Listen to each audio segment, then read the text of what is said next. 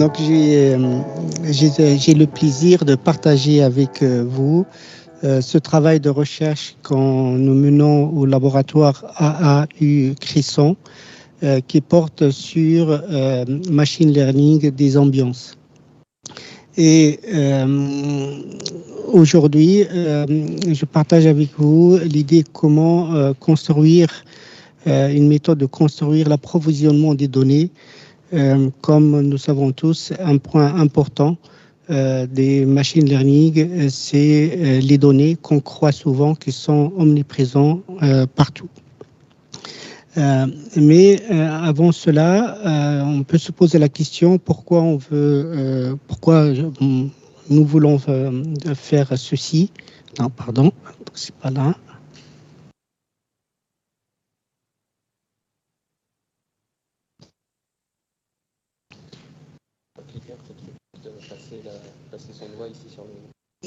Okay. Et donc si je veux revenir en arrière. Ah, d'accord. Oui, voilà. Pourquoi nous faisons cela? C'est parce que comme nous savons tous, c'est que si on veut atteindre les objectifs de COP de 2026, pratiquement, il faut plus qu'on construise. Et lorsqu'on regarde ce graphique, on voit bien que le nombre de la population mondiale pratiquement augmente d'une manière exponentielle pour 2030-2050. Et donc, est-ce qu'on peut atteindre cet objectif-là sans une aide extérieure à l'architecte au sens classique et l'usage peut-être des technologies intelligentes et artificiellement devient nécessaire. Un autre élément aussi est que dans cette population qui augmente, elle se concentre aussi dans les villes. Donc il y a un problème de densité, résoudre un problème de densité et qui est aussi avec toutes les conséquences que nous savons autour des aspects des terres, de l'environnement. Un certain nombre d'aspects que ce graphique résume un peu d'une manière générale. Maintenant, pour passer à un point un peu central dans cette présentation, c'est que le pari que nous posons, c'est celui de dire que la question centrale, soit celle de la densité, soit celle de la consommation énergétique, elle se ramène d'une manière fondamentale à une question de morphologie, et notamment la morphologie qui ne consomme pas d'énergie, c'est-à-dire il n'y a pas d'énergie pour produire une forme. Au lieu de dépenser de bilan carbone sur des isolants, si on fait des formes performantes environnementalement, on peut atteindre un objectif de sobriété.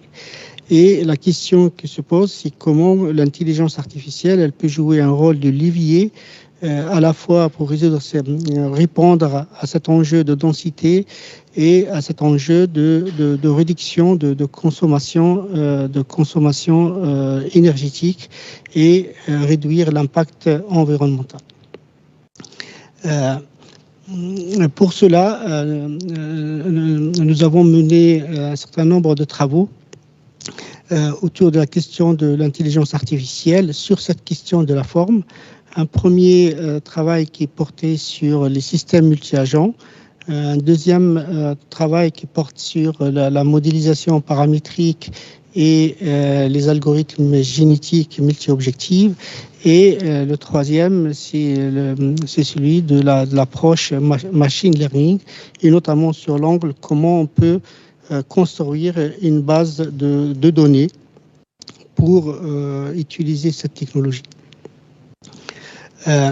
Pour la partie système multi-agent, en fait, l'idée d'application, c'était de partir dans un ensemble des règles urbaines et construire un système multi-agent dans lequel l'architecte lui-même est un agent, mais qui peut jouer un rôle soit d'adjuvant ou d'opposant pour produire le plus grand volume maximal qu'une réglementation européenne permet de faire sur un site donné. Le système il fonctionne à partir d'un ensemble de contraintes dites internes et externes qui ont partie à partir des règles urbaines et ont partie des données de site. Il y a tout un enchaînement séquentiel qui permet de maximiser ou d'optimiser la production de volume, le plus grand volume possible qu'on peut produire sur un terrain. Et cette approche, elle se repose essentiellement sur un paradigme interactionniste, c'est-à-dire que on est dans un système relativement qui explore le possible, le maximum de possible, mais on est aussi dans un système qui se base sur la formalisation des contraintes du système. Le deuxième travail, c'est celui de produire des enveloppes solaires qui permettent l'accès solaire au niveau d'un voisinage énergétique de telle manière que réduire l'impact ou réduire la consommation énergétique en maximisant le captage et l'exposition solaire, et aussi dans lequel on utilise un certain nombre de paramètres ou d'objectifs plutôt, le COS, le FSI, le phare, le CUF et le nombre d'heures d'exposition. Et donc, on est dans un paradigme évolutionniste qui explore l'univers des solutions possibles, mais qui s'appuie aussi en partie sur les objectifs qu'on s'est donnés. Ce qui nous amène au troisième travail, c'est celui de machine learning. Qui consiste, comme on vient de voir à travers un certain nombre de travaux cet après-midi, à des réseaux de neurones, profonds et à des réseaux de neurones adversariales ou antagonistes et génératifs. Donc, on est dans un paradigme qui s'appuie plutôt sur le driven by data, c'est-à-dire que la connaissance ou la production ne s'appuie pas sur les formalisations qu'on peut avoir à l'avance, comme on a vu dans le système multi-agent ou dans l'univers des solutions possibles, comme dans les algorithmes génétiques et la modélisation paramétrique, et plutôt on est dans une approche de dire que la connaissance ou l'information à produire, on peut l'exploiter à partir des données. Et du coup, se pose la question pour nous, celle de poser un peu un pilier. C'est celui de dire que dans le cas des bâtiments, effectivement, comme on l'a vu dans un certain nombre de travaux, c'est-à-dire qu'on peut collecter soit des données statistiques, soit des données publiques, soit un certain nombre de données qu'on peut trouver, et on peut faire aussi de captage des différentes techniques. Mais on part de l'idée suivante, c'est de dire que les données ou la donnée, c'est le bâtiment lui-même. Et à partir du moment que le bâtiment a un ensemble de données qui sont engrammées dans le bâtiment, donc une forme de synthèse, donc c'est plutôt partir de bâtiment que comme comme un ensemble embarqué de données et qui sert à alimenter cette base de données. Et donc, il y a une sorte une minute, ok. Donc, une sorte pardon, je perds de temps là, oui. Donc, l'idée d'aller chercher, à partir de bâtiments concrets, réels, passer à un modèle, on peut dire, jumeau, qui consiste à considérer la maquette numérique qui encode l'ensemble des données ou un certain nombre d'ensemble de données de ce bâtiment.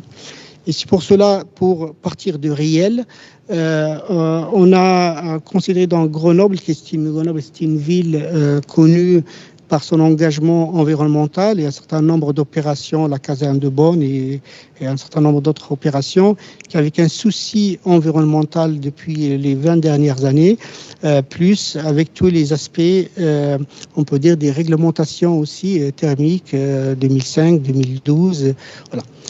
Donc, on a recensé l'ensemble des opérations urbaines de 2000 à 2020 et on a construit un SIG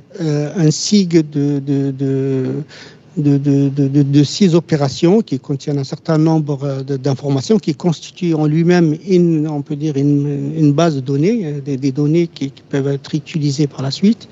Et nous avons recensé 401 bâtiments qui se repartissent de manière à peu près la moitié de bâtiments neufs.